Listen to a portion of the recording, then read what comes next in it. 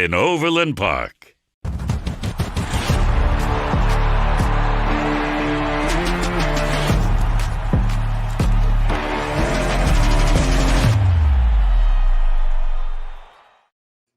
Patrick left in the first quarter. You all are dealing with LaVon now. That tweet from Bobby Stroop summed up Sunday night's game. Patrick Mahomes finished tonight about 415 yards, 5 touchdowns, and the Chiefs bopped the Steelers 42-21. So let's talk about that, and let's talk about the fact that Patrick Mahomes at 26 years old is now tied for the most career 5-touchdown passing games in postseason history. Again, this guy is 26 years old. We talk about it all the time. I know you talk about it all the time. We are normalizing greatness. So let's talk about that and everything else the Chiefs did today, which at the end of the game was what was expected, despite the slow start, but we finished off Ben Roethlisberger's career exactly the way that we all wanted to. I'm BJ Kissel. That's Kent Swanson. Tucker Franklin is behind the screen here, and we're going to break it all down. We'll be joined by Craig Stout and Marleah Campbell here in a little bit, and let's break this all down. That's very satisfying. It really was. It started out pretty gross. I had a thought. It kind of feels like the Houston playoff game from a few years ago. It was really ugly, awful start to and then the Chiefs just got blazing hot and just went nuts and just blew that team out. That's kind of what that was from a lesser, like a scaled down version of that Texas playoff game. I'm so excited to peel this back because there's so many layers to this game, so many different things you can talk about. We talked about a lot of it during the halftime show. I want to spend some time talking about Jerick McKinnon and the spark that he is providing. I want to talk about play calling with Andy Reid in the red zone because he is just going into his bag with Travis Kelce. Like Nick Allegretti throwing the I forgot about that. I want to know what the conversation is like between Travis Kelce and Andy Reid, because unless I'm wrong, and somebody will tell me very quickly, I feel like the last pass that Travis Kelce threw was against the Jets or the Giants. I think it was the Giants. New York stretch where he played 3 New York teams in a row. Travis Kelce threw one awful. Tyreek Hill tried to throw one, was awful, and it was like a competition of who's going to get another chance. Was Andy Reid ever going to let either one of them ever throw the football again? We got a chance. Touchdown. That was a sweet little play too. That was cool. We might have to talk about that a little bit more in depth later at some point. But yeah, no, this was a fun game. Like the Chiefs did a lot of fun things, second half, and it was a lot more loose, a lot more fun. Like they kind of cut loose for a stretch and flex their muscles, and like I think that's what you wanted to see. I think that's what a lot of people probably wanted to see. Yep. And it was ugly early, and then they went scorched earth for a while, and that was more fun. That was more enjoyable. This is one of those games I want to go back because we give credit to Jerick McKinnon. I just like watching running backs run hard and the dynamic athlete that he is, just a little different kind of athlete than we had at running back. So picking up a lot of those chunk plays. I want to see what the guys up front were doing. It's not something I necessarily see live, but going back and watching again, guys like Trey Smith, Joe Thuney, Creed Humphrey, Andrew Wiley out there on the edge had a tough assignment today.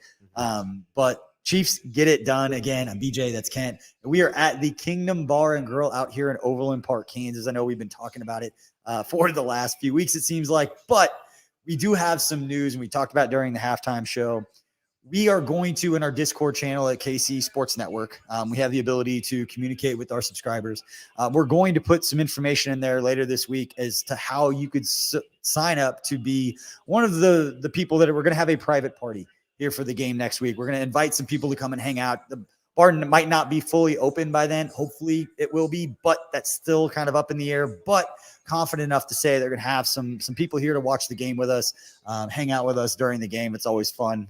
You got Tucker running around doing TikToks the whole time. So anyway, should be a good time. If you sign up and subscribe to the KCSN Substack, that does get you access to the Discord as well. So if you are on the fence about signing up for the KCSN Substack, this is an opportunity for you to do that as well. So all the information on the Discord will be there, and you'll get the link to join the Discord if you subscribe. So awesome. That Dynamite drop in. Well, like we said earlier, we've got a great show. We're going to go over tomorrow's headlines with Craig Stout, and we will answer your guys' questions to finish out this show. Tucker is going to be bringing your questions and your comments in throughout. We'll be able to see it on the monitor here and get to those. And again, thank you for everybody who's watching on the 101 The Fox Facebook page. We appreciate you.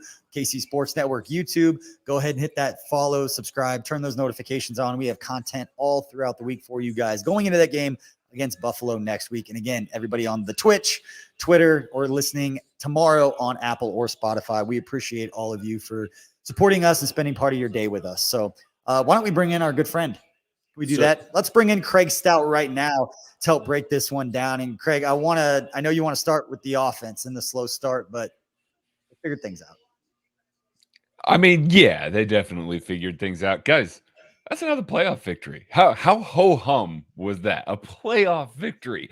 I spent most of my Chiefs fanhood up until the Patrick Mahomes era begging for a playoff victory. And here we are just kind of being like, yeah, okay, took care of business.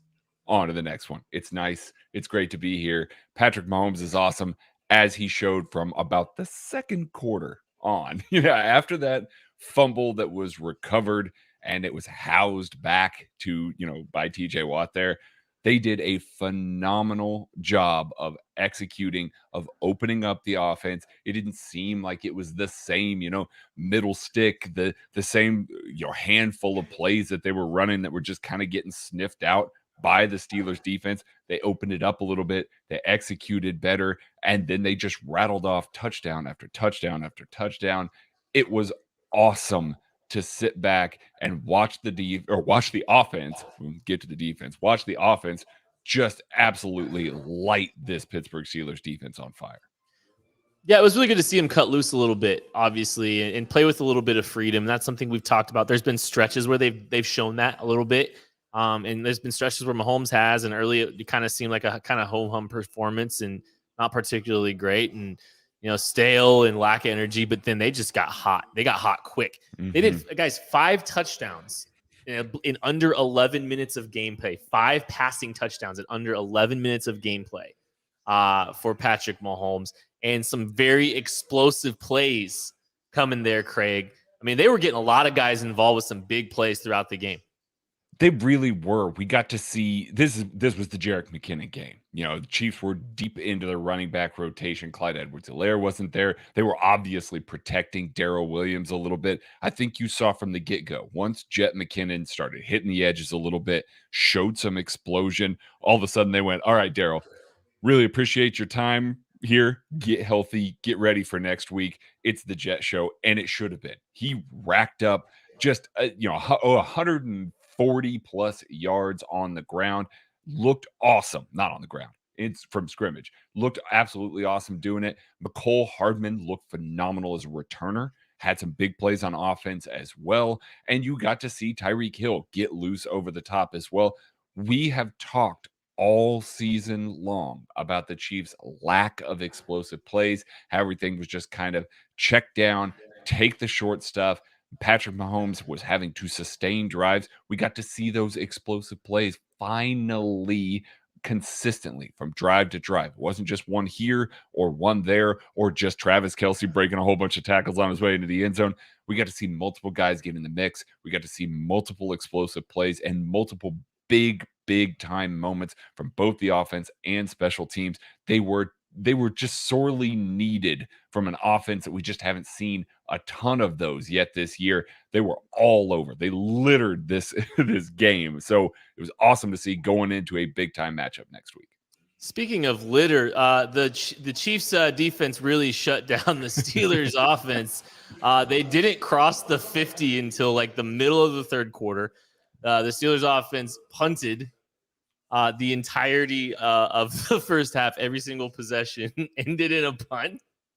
And it was a lot of fun to watch that. And it was just a dominant performance from the Chiefs defense against Big Ben and his unceremonious ending here.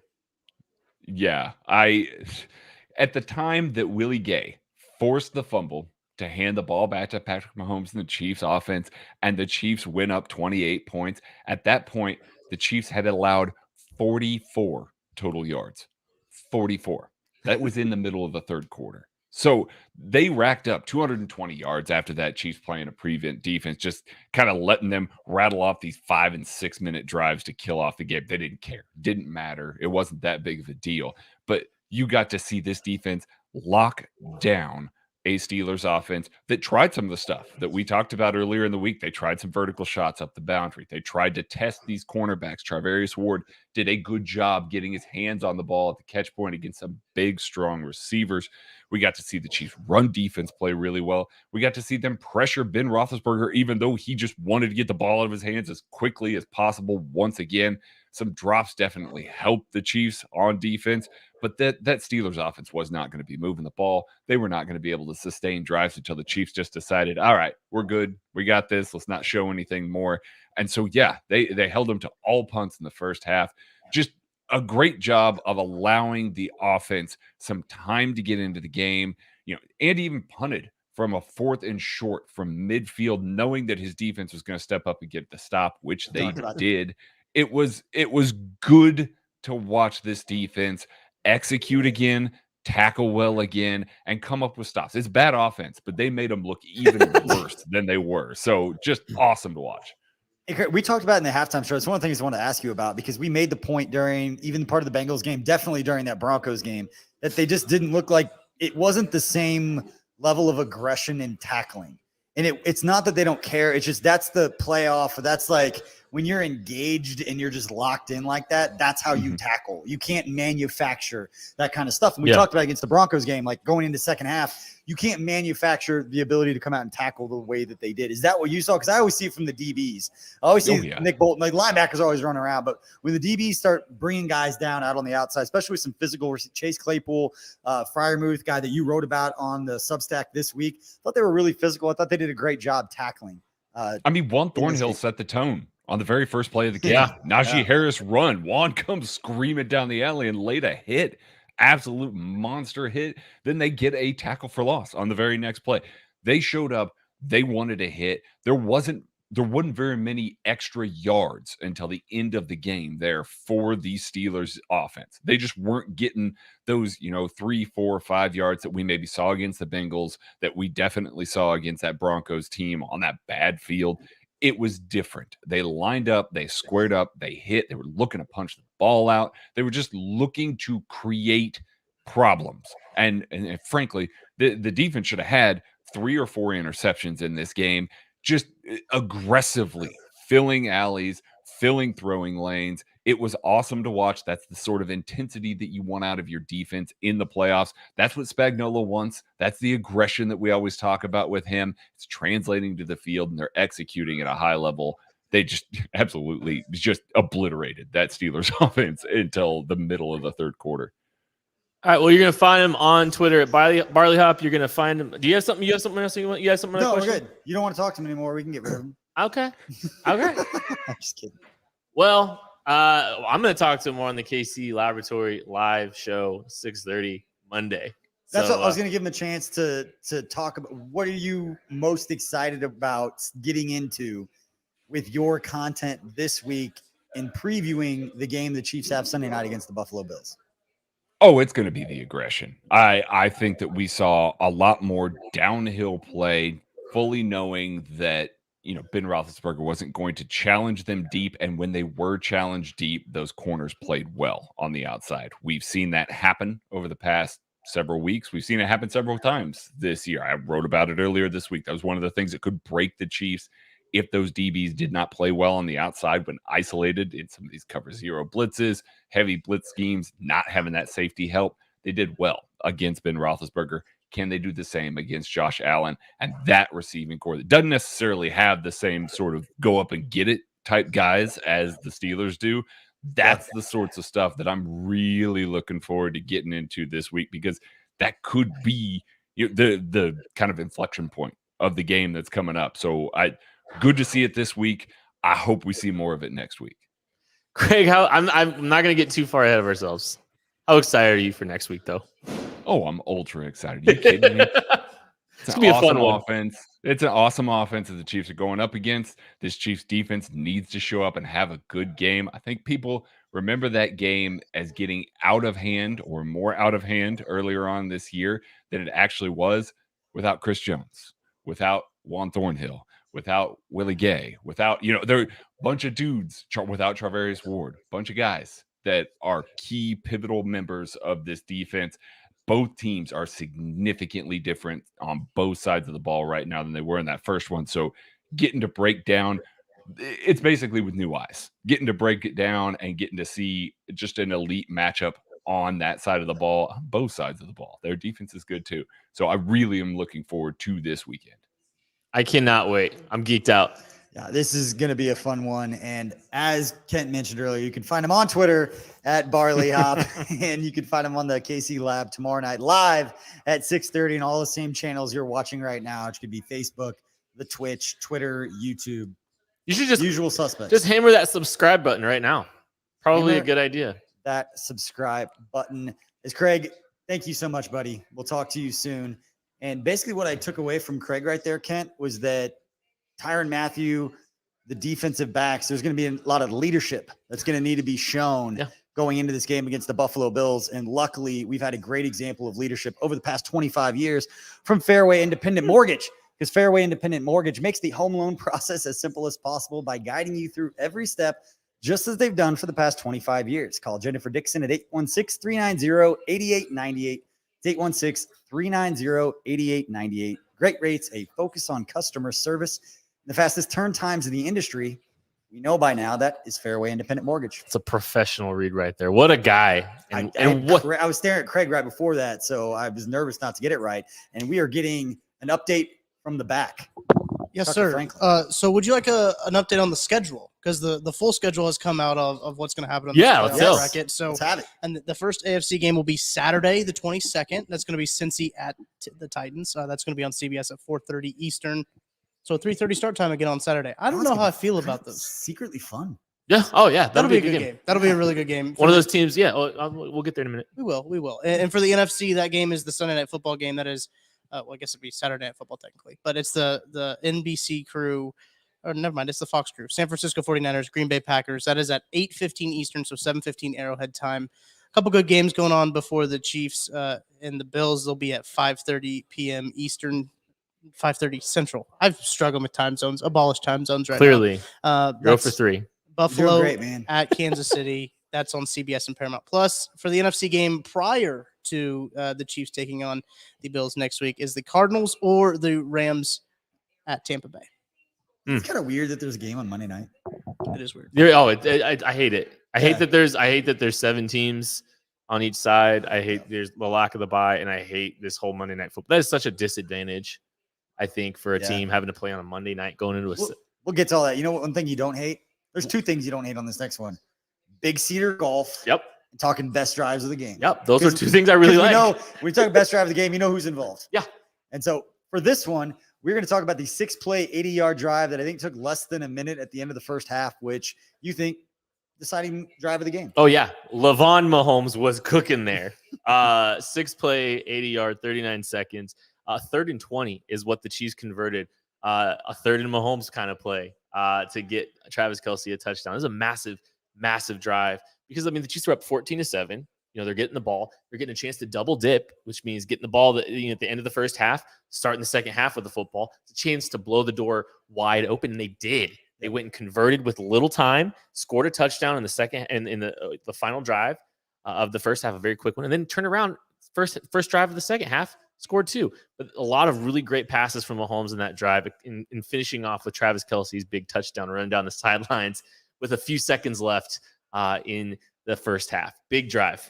That throw is as beautiful as Big Cedar Golf and all the courses they have down there nestled in the Ozarks. And let's take a quick look at what makes Big Cedar so special.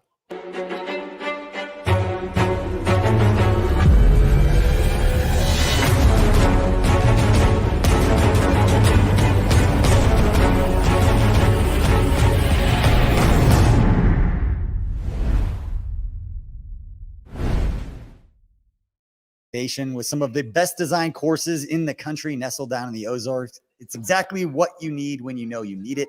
Ozark National, Big Cedar, Paynes Valley, Buffalo Ridge, Top of the Rock. Again, that's bigcedar.com. Plan your trip now. Well, wait, let's go.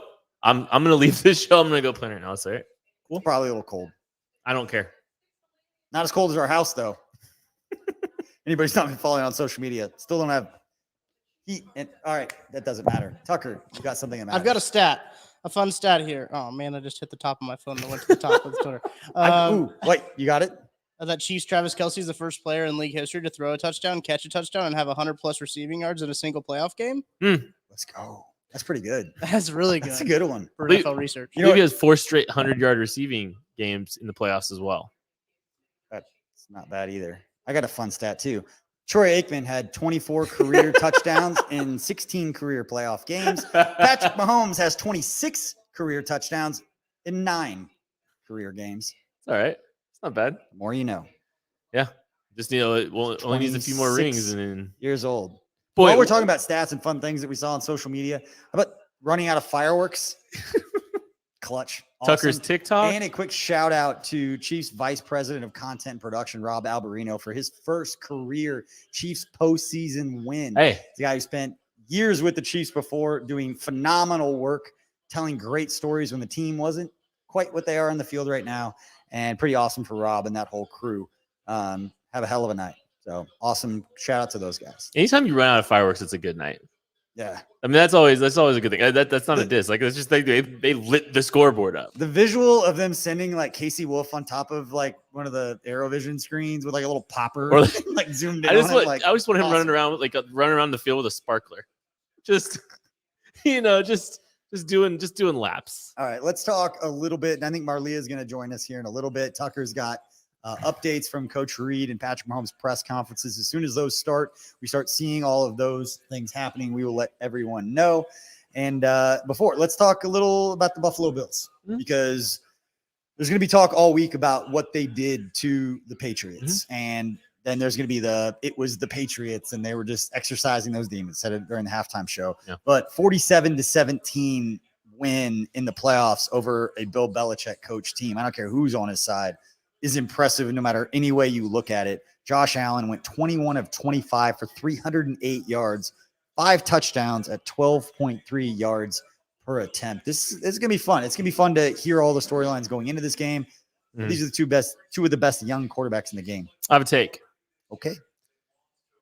The Chiefs are playing the Bills for the AFC Championship on Sunday at 5:30 Central Time in Arrowhead. This is the game that will determine who represents the AFC in the Super Bowl. I really believe that. I think these are the two best teams, and I think this is going to be one of the most fun games that we've ever seen. I think this is going to be one of the best games in Arrowhead Stadium history. This is going to be an absolute show. Both of these teams are playing at a clip, or have shown capabilities of playing at a clip. That's going to make it a really special game. Both of the quarterbacks this week showed up in a big way. These guys are locked in. This is going to be a special, special night. I cannot wait for this game. I'll be honest, the Bills are the team that scare me. They're the one team that scares me in this field. The Chiefs have to beat them to get to where they want to go. I think it's going to be a really fun night. I think it's going to be a really, really fun night next weekend. How much stock do you take? Because this is going to be talks all week. So let's just start the conversation. Why now. not? There's a bunch of people watching right now. Everybody else. I'll just say this. The game that we just watched, everybody was comparing that Chiefs team to the Bills that we saw last night.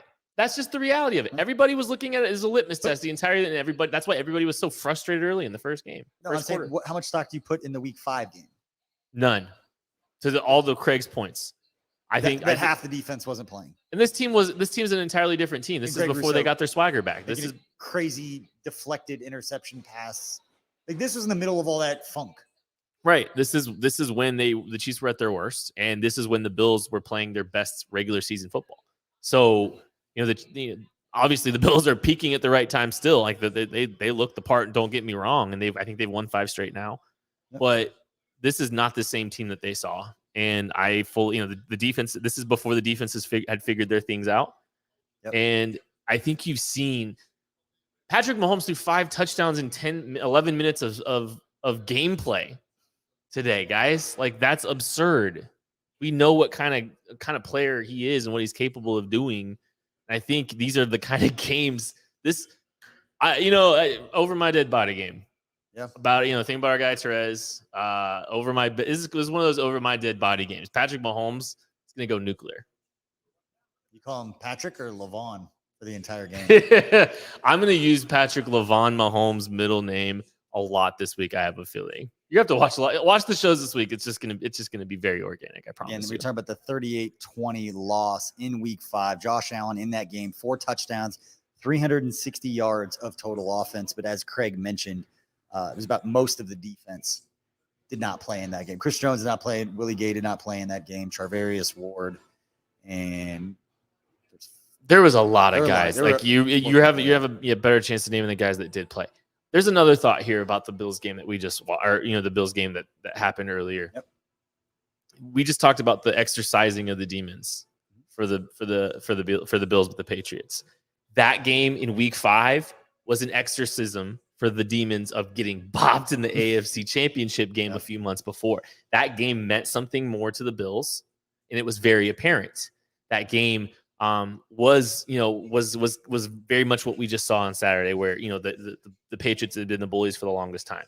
So I don't know what the emotions are going to be like, or if they're going to be the same for the Bills, because the Bills won their AFC Championship game in Week 5. We'll see if they're able to keep that consistency, keep that intensity that we just saw from Saturday. That's going to be an interesting storyline for me, if they're able to bring that same kind of intensity that they were, if the motivations are the same. Obviously, they're going to be motivated. It's just, it's like there's something in the back of their mind that they feel like they've already got something done here at Arrowhead. It's interesting to hear you call it the AFC Championship game, because we talk about that other game for just a minute of the Titans and the Bengals. And obviously, if you're a Chiefs fan, you're going to root for the Bengals in that game, even though probably the tougher matchup, but you get to play that game at Arrowhead. Yeah. So that's going to be more fun. Not that going down to Nashville wouldn't be fun, the AFC title game, and winning that, and maybe a little bit easier. Joe Burrow and Jamar Chase is a problem. I don't see Derrick Henry as the same kind of problem. We've faced Derrick Henry in the playoffs. He's had 175 yards, and they still didn't win the football game. So I think the thing that scares you is if Joe Burrow goes into Tennessee and wins that game, that's where it gets a little bit more real and a little bit more scary that this team is capable of doing it. Because going into a place like Tennessee with Tennessee off the bye and all that stuff, that'll be interesting. But I think the Chiefs had no business beating or losing to the Bengals. They had no business losing to the Bengals. There's a lot of reasons for that. I think you will get the best version of the Chiefs if they get to play the Bengals again, and I think it will get ugly. I think it'll be a coronation if they play in Arrowhead. They had some guys banged up in their game as well. The Bengals did. They lost Larry Ogunjobi. Mm-hmm. I got you, buddy. And Trey Hendrickson had the head injury. I think he came back in, or didn't. He'll be back in the next week's game. So again, thank you all for tuning in. This is the KCSN Live post-game show. I'm BJ Kissel. That is Kent Swanson, and we are at the Kingdom Bar and Grill in Overland Park, Kansas. Should be opening in the next couple of weeks, but we did announce earlier that if you go into the KCSN Discord channel, we will have some information this week about how you could sign up to be one of the people to come and hang out with us in a private party next Sunday here for that game. It was already announced that game will kick off at 5:30 Central Time against the Buffalo Bills. Going to break it down for just the next few minutes. But again, thank you everybody for tuning into this show. And again, if you're listening, please follow, subscribe, and turn on those notifications if you're on YouTube, because we have got a lot of really, really cool content coming to you this week as we prepare for that game. Kent, as we wrap up this show, what are your main takeaways from today as it relates to how that could continuing against the Buffalo Bills? I mean, they flashed their ceiling. They showed what they're capable of doing, and what we believe this team to be. We know and we believe here in Kansas City that we have the best player in the world. He put on a 11-minute of gameplay performance that we've never seen, literally. 5 touchdown passes in 11 minutes. It's remarkable. They flexed their muscles enough. You would have liked to see a more clean performance, but as long as their most clean performance is next week, I mean, that next week's crucial. So Go take care of business next week. Put the gas to the pedal to the metal for the entirety of that 60 minutes, and good things are going to happen for this football team. I just hope it's more consistent and a faster start next week. So you got to love the way that they responded after a slow start. For me, it's like Jerick McKinnon. Like that's the continuation of, man, just ride the hot hand. And there's a lot of people on social media saying, is this the Damian Williams of this playoff run, and the guy that just creates that spark for you? And Damian was more intricate to the Chiefs offense, I thought, during the regular season, obviously, than what we saw from Jerick McKinnon as he was injured. But for anybody that had followed Jerick McKinnon's career and what he could do when healthy, this is exactly what was expected of him when he was signed as like, what can you do with a guy? What can you do with that kind of talent, that kind of athlete? I think we're seeing that now at the absolute perfect time when there's probably a lot of plays in this offense, these screens and these different iterations of stuff that they do that are in there for Jerick McKinnon that have not been shown yet. And if he's providing this kind of spark to the offense, man, I'm excited to see what Andy Reid can come up with. And Tucker seems like he's got another update for us. Yeah, Todd Palmer tweeted out that Chris Jones' helmet hit him in the eye, but there's no other significant injuries to the Chiefs at the time. He also said, Coach Reid on Jerick McKinnon, he gives you all types of confidence just by the way he handles himself. So good to hear that from Coach. I think the thing about Jerick McKinnon is he does a lot of the things that they like to try to do with Clyde. So you see some of the motions and some of the stuff in the passing game that they've had planned for Clyde. Jerick is able to run. Jerick's more explosive than Clyde. Jerick has more speed to the edge. And I think you've seen that a couple times, this week and just recently. I think, Clyde's, good player. Jerick's a different kind of player with some burst, some explosiveness, a little bit more explosiveness through his game. And the Chiefs have seen it last couple of weeks. And that's massive. It's always been about health for Jerick McKinnon. Yeah. I think we've talked about this, and you might have talked about this in the halftime show, but like it's always been about health for Jerick. It's been about health for him this year too. Yeah. I mean, he was out for a while too. So if you get a rested, explosive Jerick McKinnon to kind of complement the rest of these weapons, even the weapons in the backfield, that's a big add at the biggest time of the year. Yeah, and outside of the fumbled kind of handoff thing that was just a weird play call. Yeah, but wildcat play call. And McCole Hardman was great in this game. And I actually saw I don't think it was on McCole.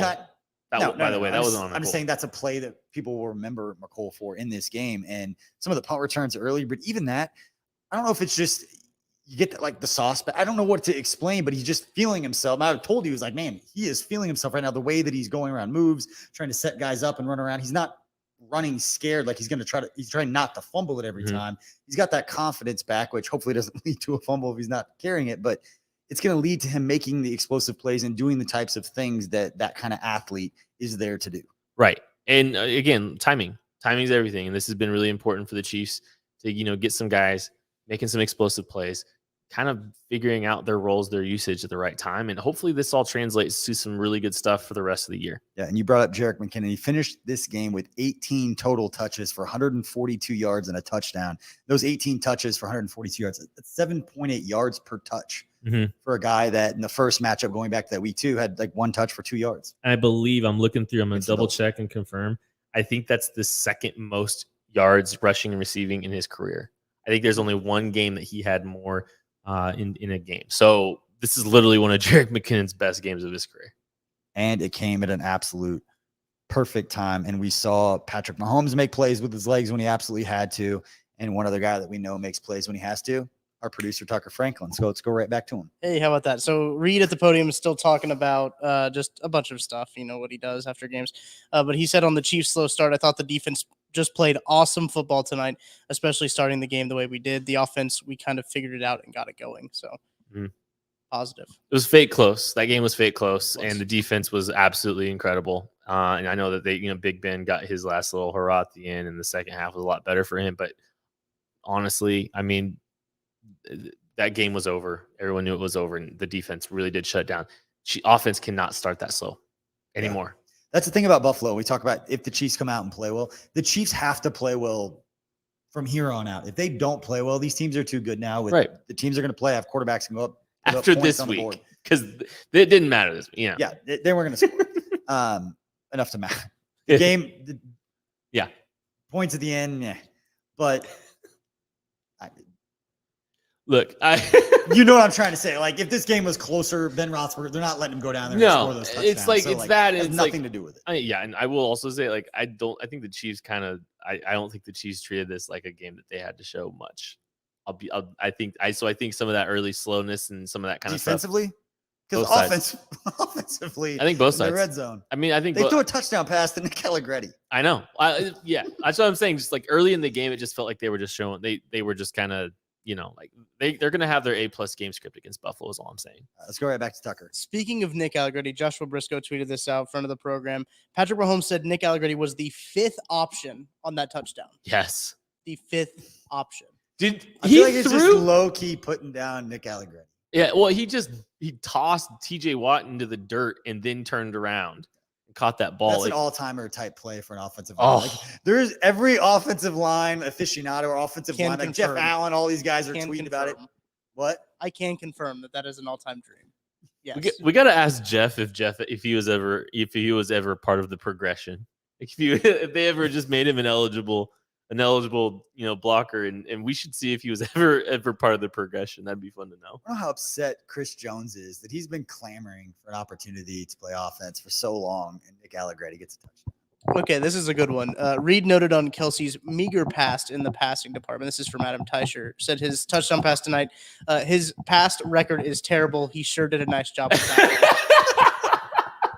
That's what we talked about earlier in the So they absolutely had a conversation about it. Like, dude, you're bad at this. There's a reason you moved to tight ends. There's Travis Kelce be like, thank you for fixing my career passing stats that are just tearing me up.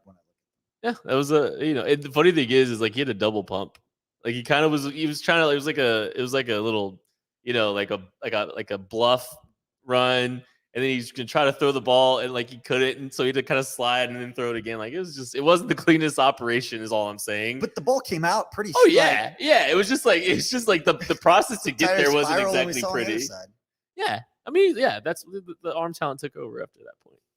So it was arm talent from our tight end, yeah, compared to their Hall of Fame quarterback. Look, I mean, our backup guards are catching touchdowns here. I mean, there's a lot there. Okay. Let's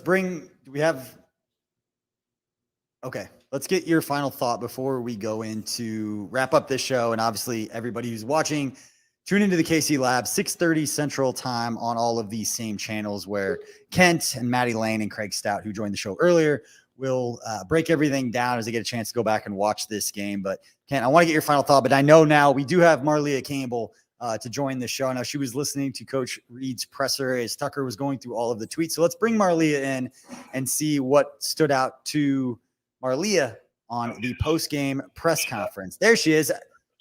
From speaking doing her anchoring duties. What's going on, Marleah? Hey, guys. How are you doing? Doing well. How was the game for you before we get into the press conference? What was the vibe like? Where were you watching the game? Who were you with? I was watching it in my dark office by myself, thank goodness, because there was some screaming going on in the first quarter. But it was great. Led up right to the show, so just got out of the studio. But have been listening to Andy Reid the last couple of minutes, and obviously a lot of good things to say about that one, except for, again, blocking out the first quarter. But, yeah, super happy with that one. What about you guys? Yeah, no, we've been talking about it. It even when they weren't playing well early in the game, it never was like I never got above like a 0.2 out of 10 in like a worry meter. Like when JJ Watt, when TJ Watt scored, it was like, yeah, that's the only way they're going to score. But that's all they're gonna do. They can't do that 4 times in this game. It never felt like we were sitting there at the table just watching the game. There wasn't like, oh, okay, here we go. Chiefs thing is about to happen. This is about to be one of those playoff games that we're accustomed to. It was just like, oh, okay, oh, this is fun. They better figure it out pretty quick. Yeah, even when they did score, it was. I thought they could pull Mahomes now. Yeah, a little bit closer. Like that was the only thing I was getting annoyed about. We were on visor watch for a long time. What stood out during the? What else stood out during the post-game presser? I know he had to have been in a good mood. Yeah, he was in a great mood, and he led with, it was an honor to coach against Ben in his last game. Obviously, kind of saw that coming. So, secondly, he called it a first step, but the most important step. Obviously, today was kind of assumed it would go the way it did, but you don't know, especially with that shaky kind of first start. Lauded the defense, how well the defense played, specifically from the get-go. Obviously complimented Mahomes' ability to lead. And then he touched on, and I'm curious, I'm sure you guys have talked about this so far, Kelsey's touchdown. Has that come up on the show? He said his past record is terrible, so I was just hoping for a completion. So, hey, we got it, right? That is absolutely beautiful. And like I said, I wish I could be a fly on the wall to have heard the conversation of A, if that play was put in the game plan this week, and B, when it was called or after it was called, like that interaction of thank you for giving me an opportunity to show people. When you always say like, oh, I was a quarterback when I got to Cincinnati, and like the only opportunity we have to see him throw the ball was a few years ago, and it wasn't pretty. I think if you go watch the game again, if you ever watch it back, I don't think Andy smiled after the touchdown pass. Like he's just sitting there, just kind of like, all right, cool. Because he knows he's going to ask him for more. Probably. He's like, oh, Why great. we I do just that, opened up a can of worms. We have problems now. Yeah, All for right. sure. Well, Marleah, thank you so much we're going to wrap up this show, but thank you so much for joining Cool. us, and we will hopefully see you again next week. Absolutely. Thanks, guys. That was Marleah Campbell. She is the sports director at WIBW in Topeka. Kent, final thoughts on this one? I mean, it's in the rearview mirror. We've kind of always it's felt like an inevitability, and it's finally here. Here we go. Playoffs kind of start now for me. That's where my emotions are. Bills game, massive game. Cannot wait to be breaking it down on KCSN's channels this week. Real quick, I want to get a gauge of how confident Chiefs fans are right now. So if you're out there listening, from a scale of 1 to 10, 10 being the most confident you could possibly be, go in the comment section and let us know how you're feeling. It'll give us a gauge on how people are feeling right now. And if you have any questions or comments, you got about 30 seconds to throw those in, and Tucker will bring those on up.